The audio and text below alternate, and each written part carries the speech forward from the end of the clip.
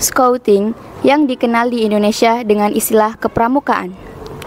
Dikembangkan oleh Lord Baden-Powell sebagai cara membina kaum muda di Inggris yang terlibat dalam kekerasan dan tindak kejahatan. Ia menerapkan scouting secara intensif kepada 21 orang pemuda dengan berkemah di Pulau Brownsea selama 8 hari pada tahun 1907. Pengalaman keberhasilan Baden-Powell sebelum dan sesudah perkemahan di Brownsea ditulis dalam buku yang berjudul Scouting for Boys. Melalui buku Scouting for Boys, itulah kepanduan berkembang termasuk di Indonesia. Pada kurun waktu tahun 1950 sampai 1960, organisasi kepanduan tumbuh semakin banyak, jumlah dan ragamnya. Bahkan di antaranya merupakan organisasi kepanduan yang berafiliasi dengan partai politik. Tentu, hal itu menyalahi prinsip dasar dan metode kepanduan. Keberadaan kepanduan seperti ini dinilai tidak efektif dan tidak dapat mengimbangi perkembangan zaman, serta kurang bermanfaat dalam mendukung pembangunan bangsa dan pembangunan generasi yang melestarikan persatuan dan kesatuan bangsa. Memperhatikan keadaan yang demikian itu, dan atas dorongan para tokoh kepanduan saat itu, serta bertolak dari ketetapan MPRS nomor 2 MPRS 1960, Presiden Soekarno selaku mandataris MPRS pada tanggal 9 Maret 1961 memberikan amanat kepada pimpinan Pandu di Istana Merdeka.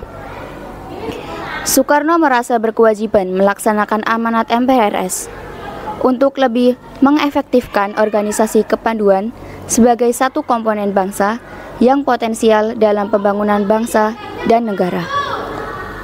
Oleh karena itu, Soekarno menyatakan pembubaran organisasi kepanduan di Indonesia dan meleburnya ke dalam suatu organisasi gerakan pendidikan kepanduan yang tunggal bernama Gerakan Pramuka. Gerakan Pramuka dengan lambang tunas kelapa dibentuk dengan keputusan Presiden Republik Indonesia nomor 238 tahun 1961 tanggal 20 Mei 1961. Meskipun Gerakan Pramuka keberadaannya ditetapkan dengan keputusan Presiden Republik Indonesia nomor 238 tahun 1961, namun secara resmi Gerakan Pramuka diperkenalkan kepada khalayak pada tanggal 14 Agustus 1961, sesaat setelah Presiden Republik Indonesia menganugerahkan Panji Gerakan Pramuka dengan keputusan Presiden Republik Indonesia nomor 448 tahun 1961. Sejak itulah, tanggal 14 Agustus dijadikan sebagai Hari Pramuka. Perkembangan Gerakan Pramuka mengalami pasang surut dan pada kurun waktu tertentu kurang dirasakan pentingnya oleh kaum muda.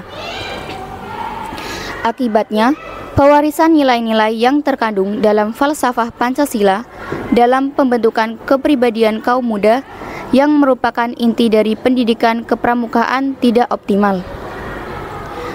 Menyadari hal tersebut, maka pada peringatan Hari Pramuka ke-45 tahun 2006, Presiden Republik Indonesia Susilo Bambang Yudhoyono mencanangkan revitalisasi Gerakan Pramuka.